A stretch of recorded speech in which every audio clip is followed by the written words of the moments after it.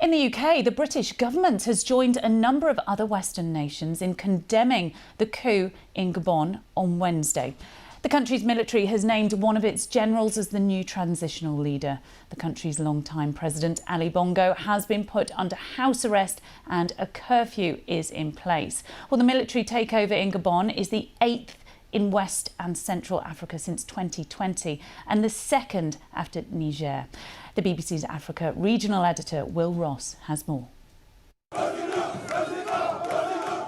On the streets of Gabon, celebrations for Africa's latest military leader.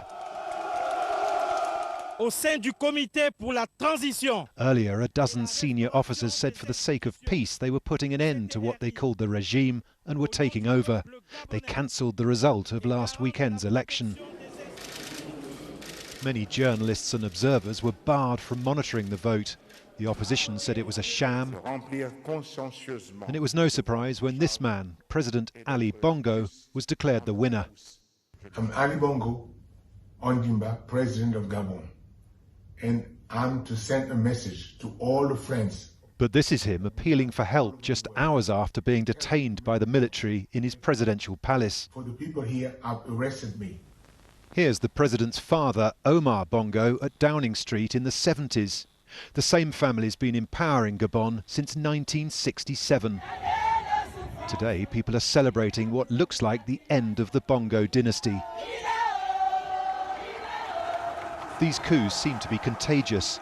This is Niger, which also saw a military takeover last month. It's been a key Western ally in the fight against violent extremism in an increasingly unstable region. Along with some highly suspicious elections and 8 coups in just 3 years, democracy in Africa is taking a battering. As people celebrate the military takeover in Gabon, many on the continent are wondering where's next. Will Ross, BBC News. Well, let's head live now to Mayeni Jones. And Mayeni, in some ways, it just feels like another day, another coup on the continent. And it's just over a month since the coup in Niger. Army officers have named a new general. What do we know about this new transitional leader? Yes, they have. His name is Brice Nguema, and he heads the Republican Guard in Gabon. That's the unit of the military that was in charge of ensuring the protection of President Bongo just before they deposed him. So he was one of the most powerful men in the Gabonese army. He was in a position of privilege. He was in charge of security. He beefed up the Republican Guard when he was appointed not too long ago, increased the number of personnel that was there, made sure that they were better trained. And many people would have seen him as an intrinsic part of the Bongo kind of power apparatus, but it seems that he was at the forefront of the army generals that decided to overtake the country after this weekend's elections, which were disputed by the opposition, which the army has now also said they think were fraudulent. Lots of international observers weren't allowed in, journalists weren't allowed in, so it's really hard to find out how clear they were. But this is a family that's been in power for over 50 years and has now been overtaken by one of their kind of closest allies.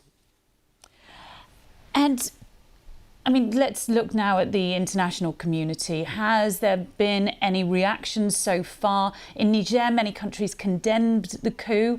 But what actually can be done to stop this trend of military takeovers that we're seeing? Yeah, this coup has been condemned by France, by the United States and by the African Union. They've all asked for a return to a democratically elected government. I think the situation in Gabon is different to Niger. I think the junta here clearly has a lot of support within the Gabonese population, many of whom were frustrated by the Bongo's long rule. This family has been in power, as I said, for more than 50 years. And for a lot of people, I think they would rather see the military take over than a continuation of that. In Niger, on the other hand, it was was a democratically elected president who hadn't been in power for that long. And so the situations in each country are slightly different. There are all these kind of internal dynamics at play that really influence what is happening. But one thing is undeniable is that they're contagious, that no matter what the different circumstances are that are leading to coups across Africa, it seems that in different countries, armies that are unhappy with the government are seeing what's happening in countries like Niger and Mali and Burkina Faso and deciding actually maybe we can do the same. It's not clear what can be done. I mean, negotiations have been ongoing in Niger since the coup in late July. Different diplomatic envoys, particularly from ECOWAS, the West African Regional Bloc, have gone in to speak to the junta. They don't seem to have made very much progress. Sanctions in places like Mali and Burkina Faso haven't necessarily worked. So it's unclear really what the international community can do to apply pressure on any country that commits a coup. And the problem with that is that if it's not seen as something that can be punished, that can be cracked down on, if there are no real consequences for carrying out a coup, then there's nothing putting off other armies or the generals on the continent from doing the same thing. Maini Jones in Lagos, thank you for your analysis and insight on that.